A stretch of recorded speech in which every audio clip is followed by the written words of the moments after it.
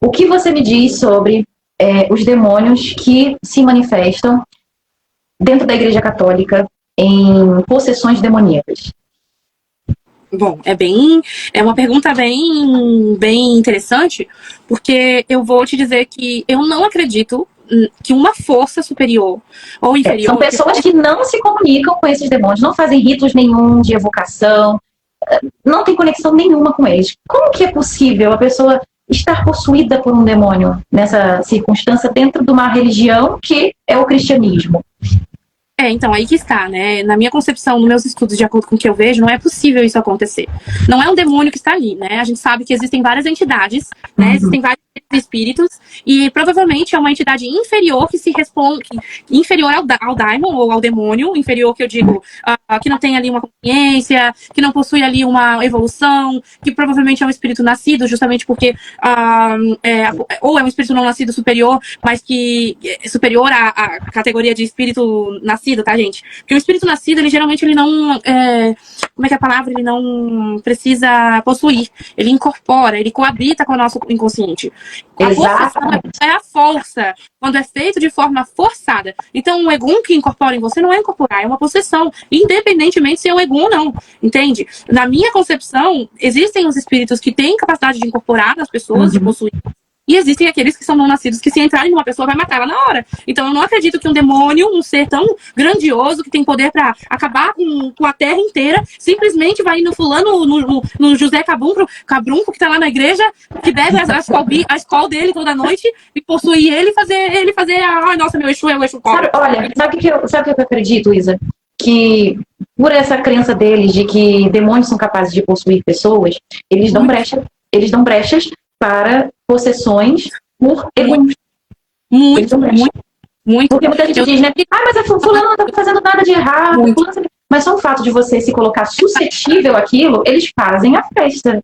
É a mesma coisa que a incorporação, Quando a gente vai num terreiro e vai começar a incorporar, a gente permite aquela entidade habitar no nosso corpo. Nós o convidamos. Existem entidades que vêm assim, ó, pá, né? Como você está desenvolvendo, quando você está desenvolvendo dentro de uma religião aí que envolva a incorporação. Existe, assim, como no voodoo, inclusive, que no voodoo, as entidades, loas, eles possuem as pessoas, eles não incorporam, né? Mas a questão não é essa, né, gente, de que a gente não vai conseguir uma incorporação de um espírito não nascido, um espírito superior. Eu não acredito nisso. O espírito superior vai entrar no Eu acredito que pela crença que eles têm, eles dão brecha, entendeu? E aquilo acontece como se fosse um circo, até inclusive para fazer manutenção daquela fé. Eles fazem aqui um papel até para fazer manutenção daquela fé. Porque se não tiver demônio, como que vai ter cristianismo? Sabe por que essa teoria é válida? Quem me conhece aqui da época do terreiro, quem me segue da época do terreiro, ou quem, né, os antigos pais de santos que eu tive, já passaram por isso e eu fiquei com os meus olhos vivos. Na época que eu era iniciante, né, na Umbanda, eu limpava o terreiro, né, gente? Quem é iniciante limpa. E eu limpando lá, varrendo, chega um cara no terreiro, o nome do meu ex-pai de santo é Neumar. Ele chega e fala, seu Neumar, tudo bem, não sei o quê, eu sou pastor. Sou pastor da igreja quadrangular, não sei das quantas. E eu, né, fiquei de butuca. Ele queria que o Neumar, o meu antigo pai de santo, pegasse os eguns que ele tinha e mandasse os eguns pra igreja pra ele mesmo poder espantar. Para os eguns incorporarem as pessoas e o pastor espantar o egum da pessoa. O pastor pediu isso? Pediu, amiga. Pediu e que não foi uma vez só. E ele negou, obviamente, ele não fez esse trabalho. Que não era possível trabalhar dessa forma, que ele não acreditava nisso, que, né, se ele queria esse tipo de palhaçada, que ele que fosse procurar qualquer outro pai de santo, um marmoteiro mequetrefe, que ele não faria. Mas essa situação é interessante fazer para que os eguns incorporem no pastor. No meio do culto. Ótima ideia, você é apoteótica. No meio do culto, mas ele estava no culto pregando, né, já que ele pediu, né, para que houvesse manifestação de eguns dentro da igreja, que não se manifestem através dele.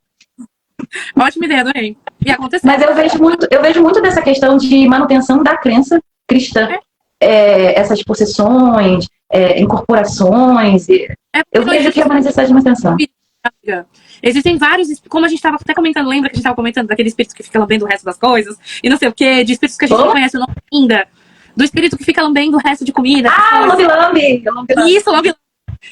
E tem vários espíritos que são nascidos, mas que são muito ruins dentro do plano astral. Que já evoluíram para outras categorias que a gente nem conhece, que a gente nunca ouviu falar. E eles podem soprar igualmente, ou possuir uma pessoa igualmente. Sim, e se fazer uma magia para que aquela entidade apareça, ou aquela entidade pode aparecer naturalmente. O pessoal rindo aqui dos lambi-lambi. É lambi-lambi porque eles têm a linguinha. Ai, meu Deus. Uma... Eu vou ter que explicar isso.